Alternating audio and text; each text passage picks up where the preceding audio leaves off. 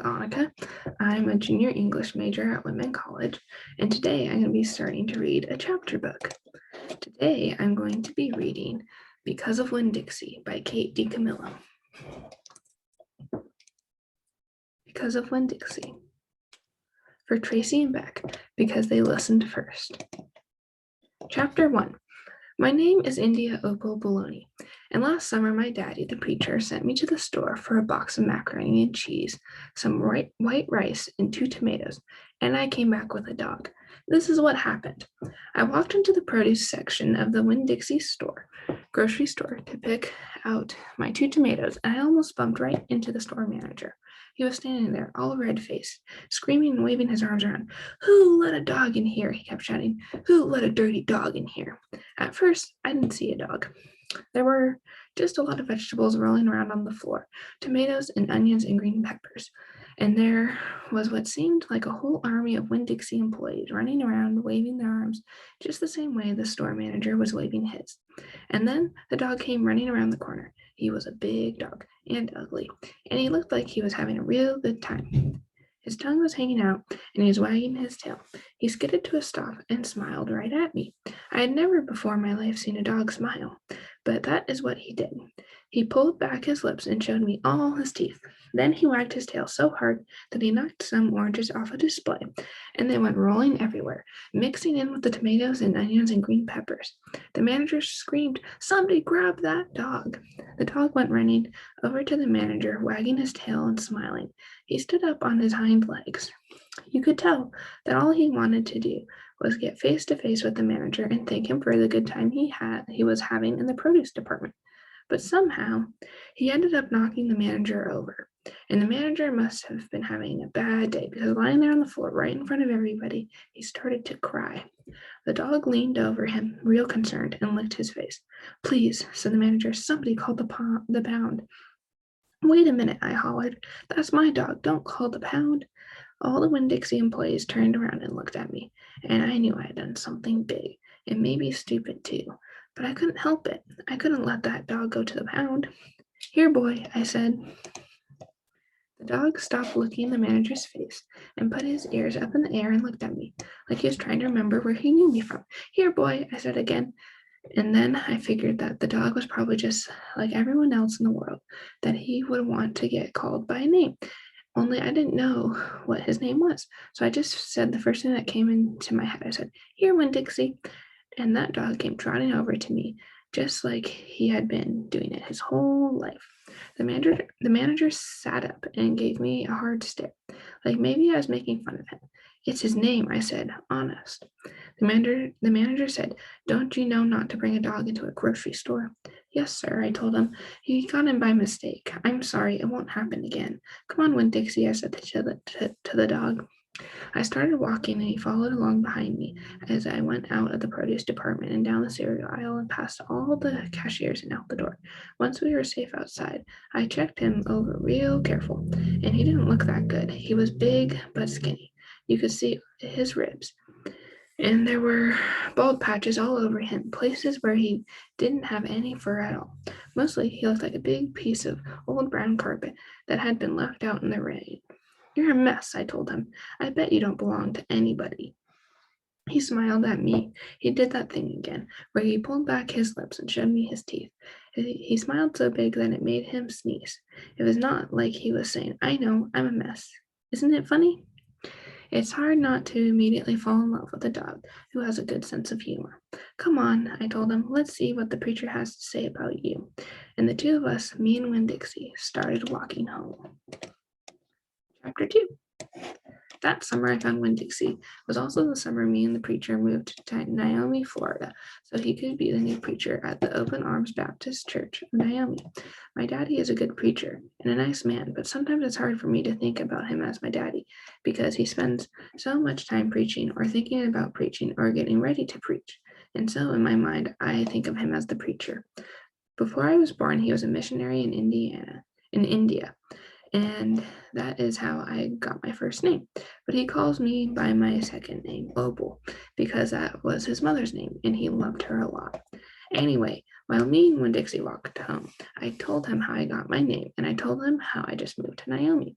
I also told him about the preacher and how he was a good man, even if he was too distracted with sermons and prayers and suffering people to go grocery shopping. But you know what? I told Winn-Dixie, you are a suffering dog, so maybe he'll take to you right away. Maybe he'll let me keep you.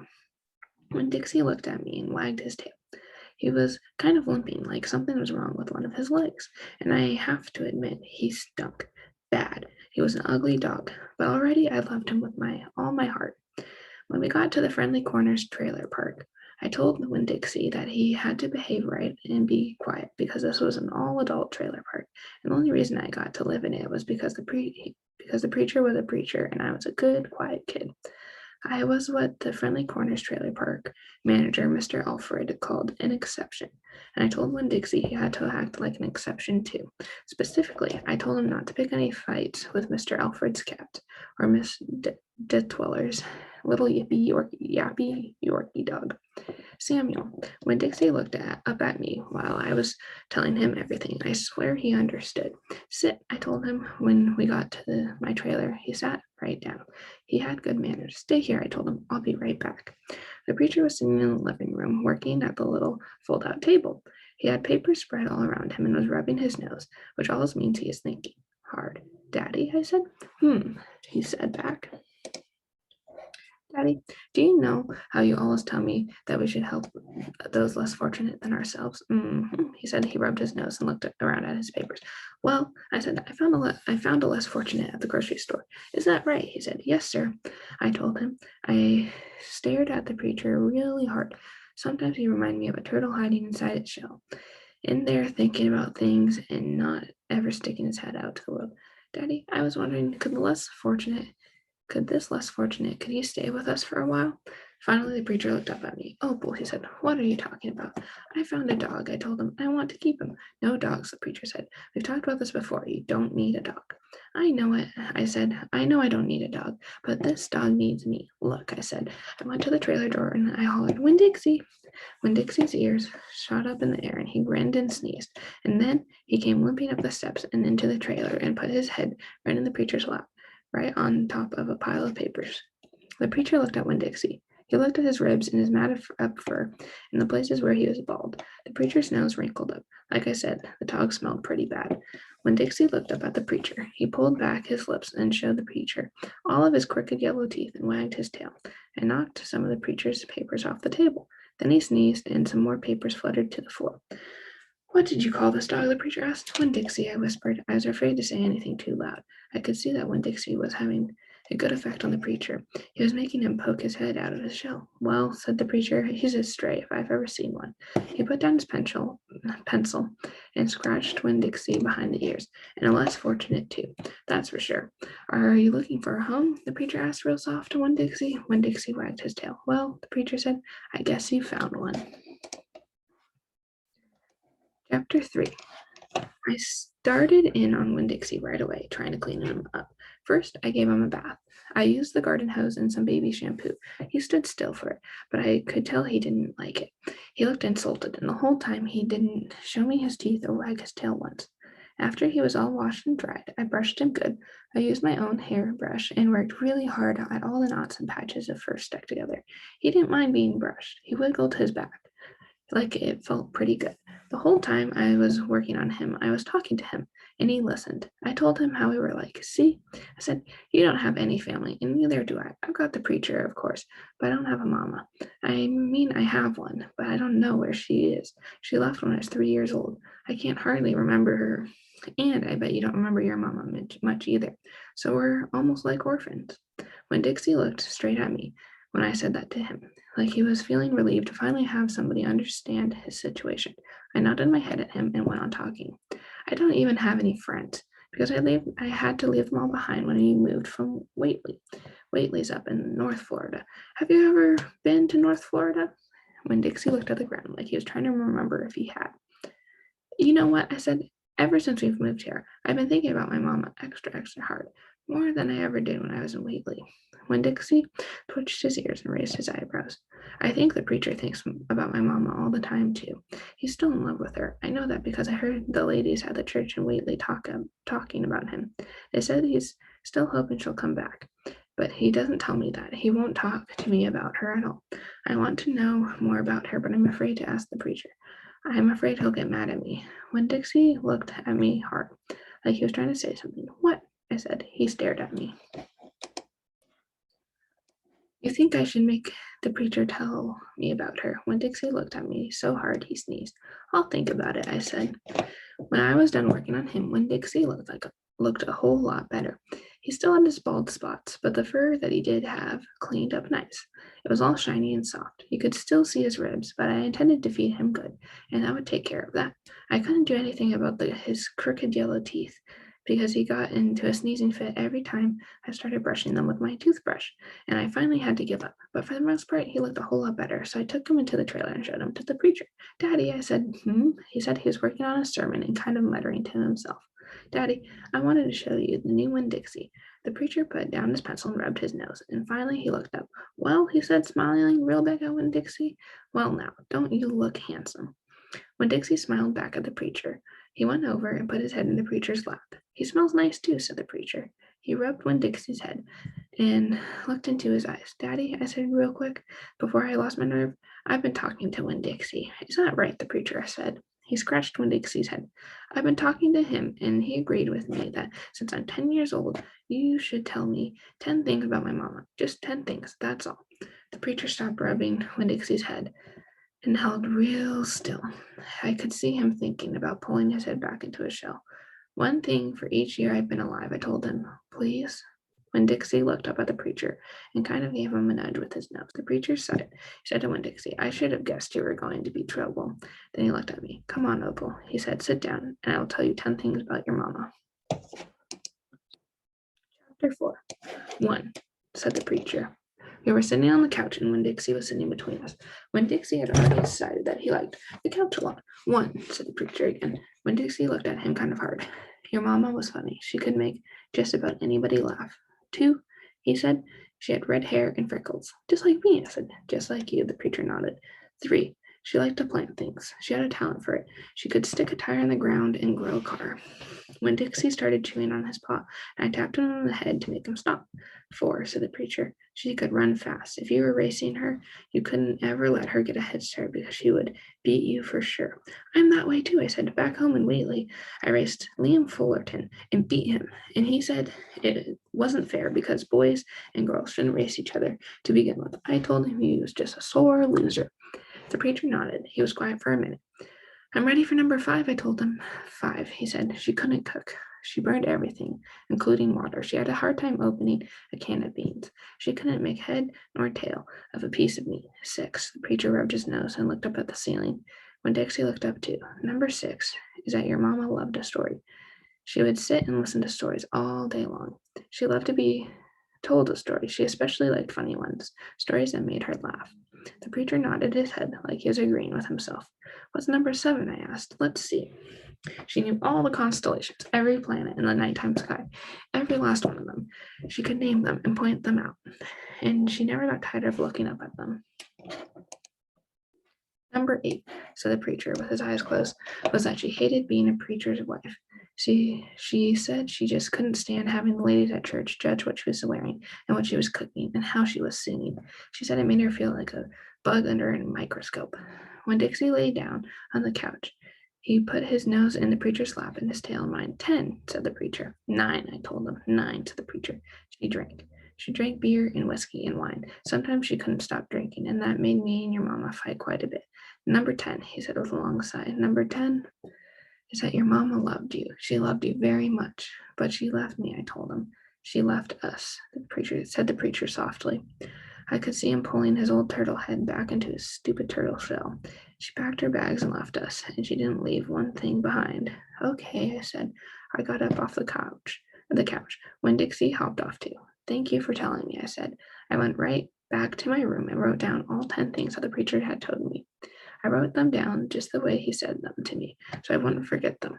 And then I read them out loud to Winn-Dixie until I had them memorized. I wanted to know those 10 things inside and out. That way, if my mama ever came back, I could recognize her, and I would be able to grab her and hold on to her tight and not let her get away from me again. Chapter 5. Winn-Dixie couldn't stand to be alone.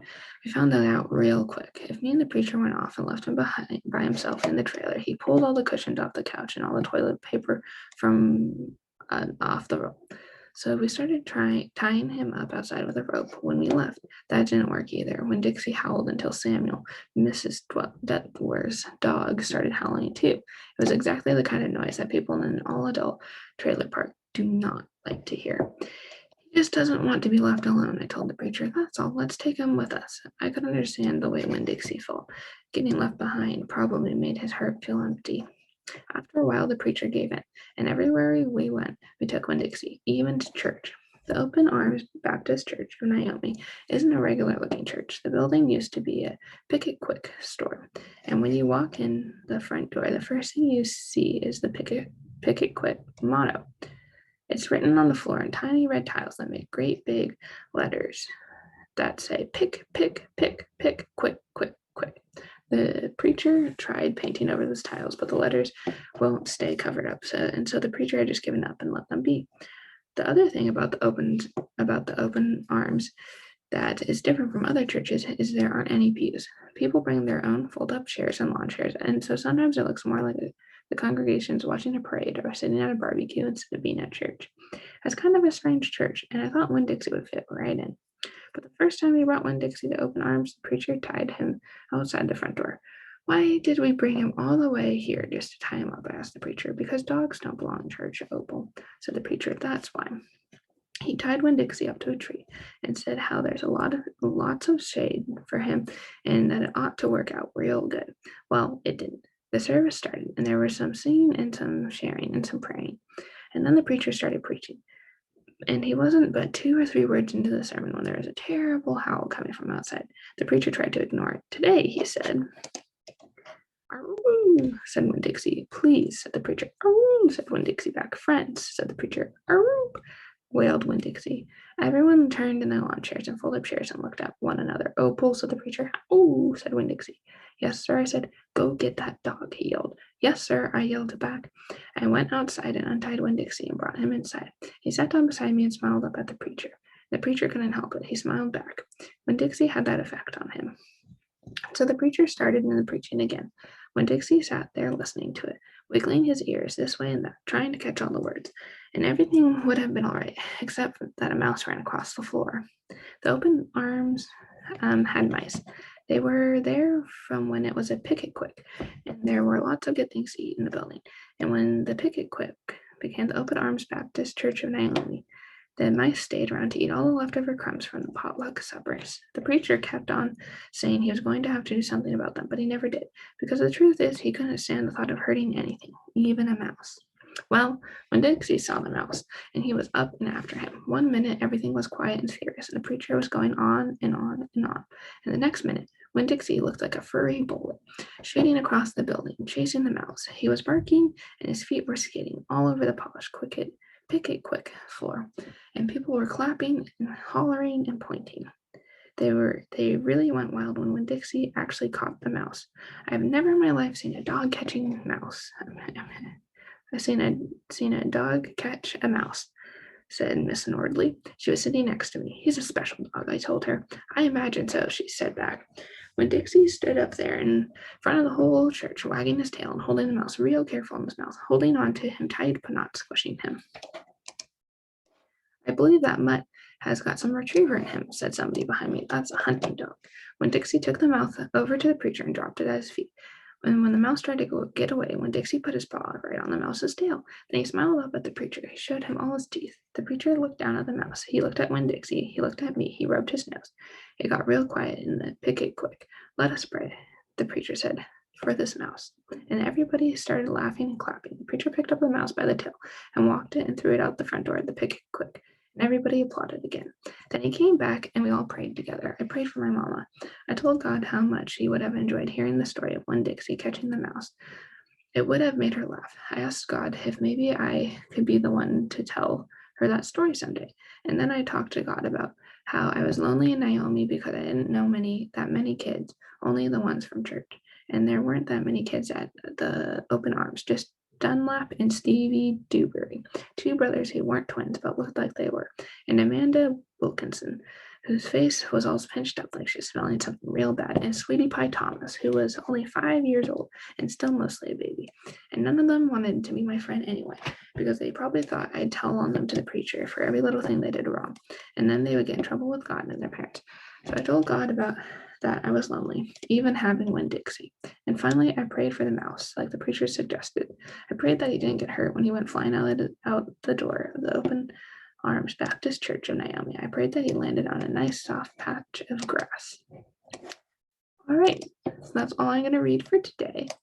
And I hope you enjoyed the start of Because of Winn-Dixie. I'll read more next time. Bye.